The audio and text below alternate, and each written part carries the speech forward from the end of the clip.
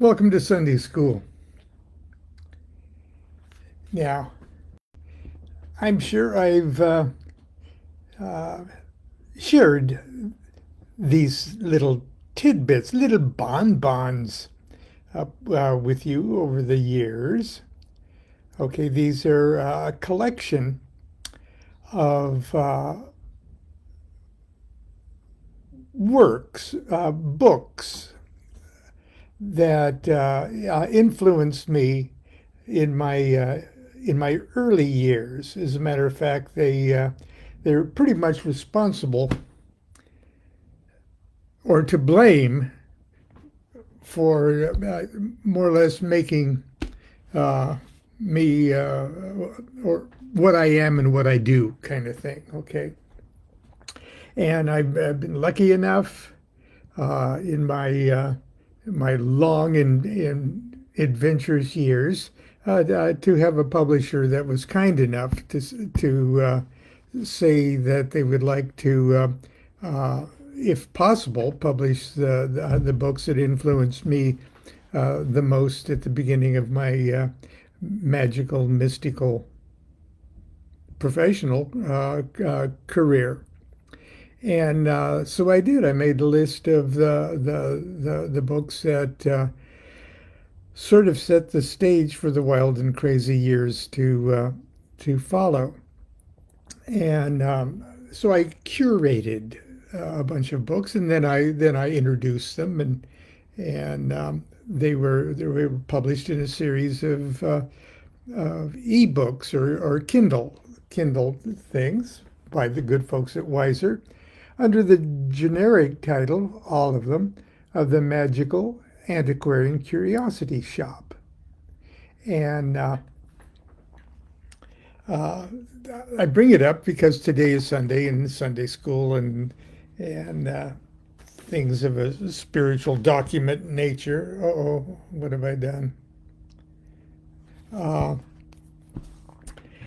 and I ran across my introduction to the Book of Yazir, which was a biblical text that was not included in the canonical collection of texts. The Book of Yazir is very, very interesting, and it was of great interest to theosophists uh, in the late 19th century.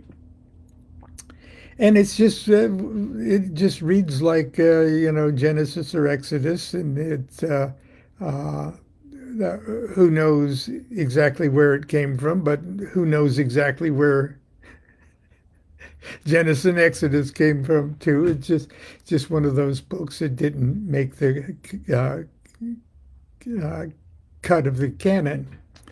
And but anyway, and I posted a little clip from my introduction to the Book of Yazir this morning, and because it, at least in my opinion, has relevance to the terrible problems going on in the Middle East.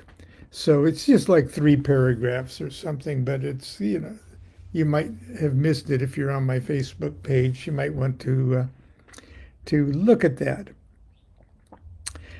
So I included that. The Book of Yazir was published by, or at least the edition that I read, was published by the Rosicrucian Order Amorc, or at least a version of it, or one translation of it. And when I was in Amorc in the early 1970s, I checked it out of the library, and I eventually bought it, actually, because it was just so incredibly interesting, and yeah, it gave me a new slant on Old Testament stories. It tells the same kind of stories, but from a little different angle, and there's other Kabbalistic kind of angels involved in discussions with Abraham and things. It's really fun. Okay. And it got me thinking outside of the box, outside of the biblical box. Years and years later, 50 years later, okay, uh, when I joined the Masons, I recognized kind of that same technique of showing great respect to biblical stories and the Bible and things like that, but at the same time obliging you to think out of the biblical box about something. In Masonry, it's the story of building of King Solomon's temple. Part of that is in the Bible, but the Masonic story is totally, its own thing. And but anyway, so that's why I put that up this morning, and that's what got me going through my introductions to other books that were influential. Even before I was, Constance came out from Nebraska and we got married, which was in a long time ago, 1967. Okay, this is even before that. I was reading the Hindu yogi science of breath, and in a sense, that's interesting. Now, ceremonial magicians. I got something in my eye here. Ceremonial magicians, as part of our routine practice, especially early on, is a practice of asana, sitting in a still yogic posture of some kind, and getting control over your breath, simple exercises, pranayama exercises. And it's just part of the drill, the basic stuff you learn. But I wasn't into magic yet. I was just fresh out of well, I'll explain it here. But it's a very important factor. Crowley even, he wrote a poem in, or if I can find it here. But anyway, here's the Hindu Yogi Science of Breath by Yogi Ramacharaka, who is really William Walker Atkinson. We all discovered years later. Okay. And let's see here. Okay, let me get. Okay. In the Book of Lies, Crowley wrote, let's see what chapter it is. I didn't have it. This poem. And the poem is rhythmic, okay? But it's rhythmic in the same way as a chorus, a madrigal chorus. Excuse me if that's the wrong term. It's a fa la la la la la la la la la la that kind of music. Yes, yes, yes, da, da, da, da, yes, yes, da, da, da, da. Okay. And he calls it the chapter King's College Chapel, which is a Cambridge choir that sang at chapel. For mind and body alike, there is no purgative like pranayama, no purgative like pranayama. For mind and body alike, there is no purgative like pranayama, pranayama. Yea, for mind and body alike, there is no purgative, for mind and body alike, no purgative, like pranayama, no purgative for mind and body alike, like pranayama, like pranayama. Amen.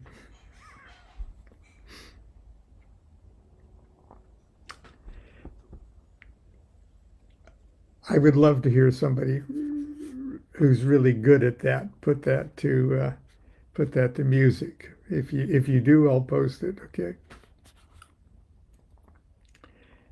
In 1966, I graduated from high school in Columbus, Nebraska, and immediately returned to Southern California, my birthplace, and the place that had been my home for the first 7 years of my incarnation. It was an exciting time to be young and alive. 1967. I was a fledgling musician and songwriter, and the Los Angeles area, along with San Francisco, was at the time the mecca for political activism.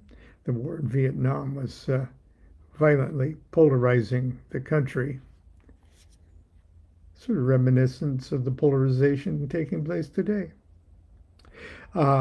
Music and the revolution in human consciousness we now refer to as the psychedelic 60s. My brother Mark, who was 6 years older than I, had also moved back from Nebraska and was busying himself with guns, motorcycles, marijuana, and cool music.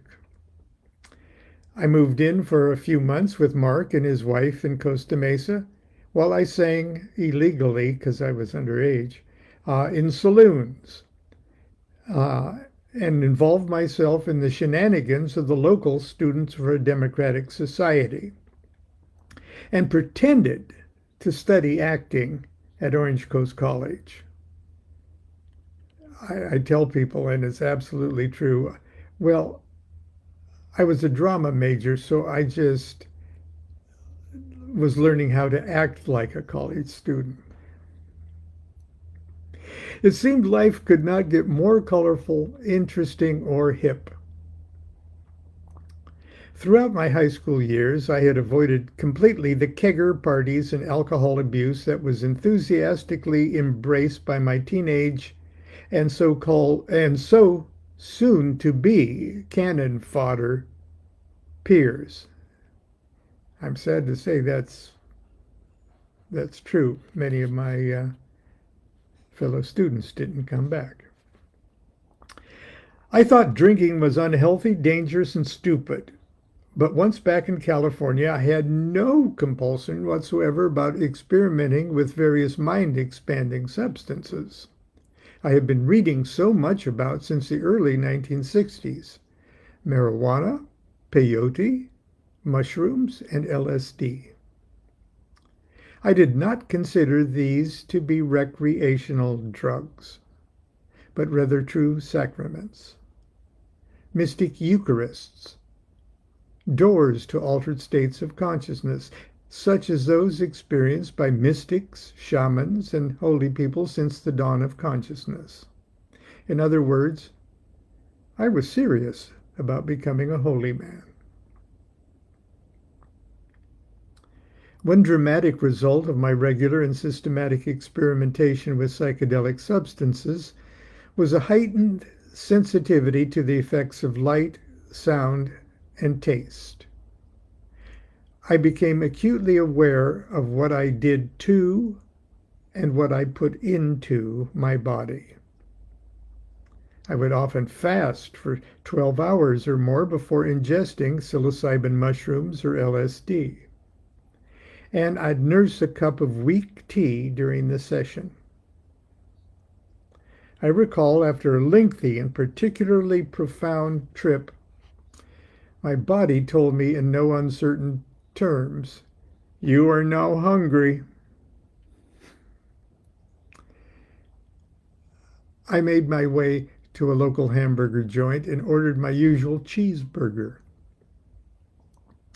I must have still been pretty high, because when I bit into that pink and greasy slab of animal flesh, all my senses, indeed every cell of my body, recoiled in horrified revulsion. It was shortly after the nightmare at Burger Town that my brother Mark introduced me to two little books written at the turn of the century. The first was called The Hindu Yogi Practical Water Cure by Yogi Ramacharaka. That was a real eye-opener. As I wrote in the opening words of my book, Angels, Demons, and Gods of the New Millennium, after reading that tiny book, I immediately turned vegetarian and embarked upon a frantic quest for a high colonic. The second book was the Hindu Yogi Science of Breath, a complete manual of the Oriental breathing philosophy of physical, mental, psychic, and spiritual development. A work that remains, in my opinion, one of the finest introduction to the practice of pranayama, or breath control, ever written. These two works introduced me to Yogi Ramacharaka, and in the next few years, Yogi Ramacharaka would gently induct me into another world and another life. I was so taken with this man's avuncular wisdom and writing style that I read everything I could find by him. He wrote in such a casual and straightforward manner, so reasonable and logical. It was as if I were merely relearning common sense theories and techniques that should be common knowledge and conventional wisdom to everyone. As my studies evolved, I became familiar with the life and works of other great yogis of the 19th and 20th centuries. Paramahansa Yogananda, Sri Ramakrishna, and Swami Vivekananda. I searched in vain for clues as to the background and identity of my beloved Yogi Ramacharaka. On the bookstore shelves, his works were nearly all surrounded by a body of small and similar bound texts written by others of the New Thought movement of the early 20th century. Theron Q. Dumont, Magus Incognito, Swami Bhakti Vishita, Theodore Sheldon, Swami Panchadasi, and William Walker Atkinson. As I would eventually discover, they were all William Walker Atkinson, 1862 to 1932. A Pennsylvania and later Chicago attorney and pioneer of the New Thought movement. For whatever reasons, Atkinson chose to publish his, quote, Oriental occultism titles under pseudonyms, and his Yogi Ramacharaka titles are usually found in the form of sequential monographs along the lines of a correspondence course. This makes them eminently easy to digest and master, especially for the beginning student of the subject. They were my introduction to Oriental occultism and gave me a firm foundation for what would be my life's work and my enduring spiritual passion.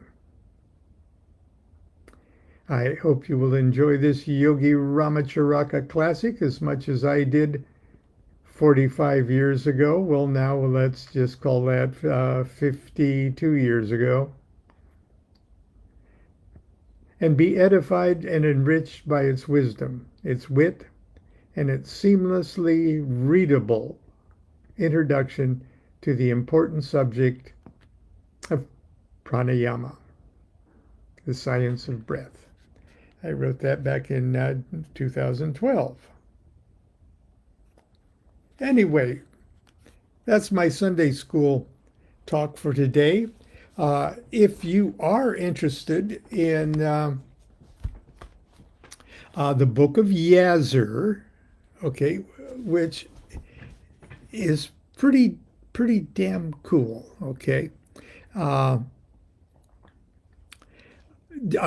just Google. It's in like four sections in this same Wiser Curiosity Shop series. You can find it and download it on Amazon. And anyway, the series is the Magical Antiquarian Curiosity Shop, and you'll probably see Book of Yazur Part One, Part Two, plus. Okay, they're like $1 or something like that. So don't think it's going to break the bank for you to download that to your Kindle. Anyway, I have some tarot readings to do today, and other things. I'm in the copy editing stage for the book The Tarot Architect, and so I'm out there in the living room all bundled up. Anyway, until tomorrow for the order of Monday morning, continue to be good to yourself and be good to each other. Do what thou wilt shall be the whole of the law. Love is the law. Love under will.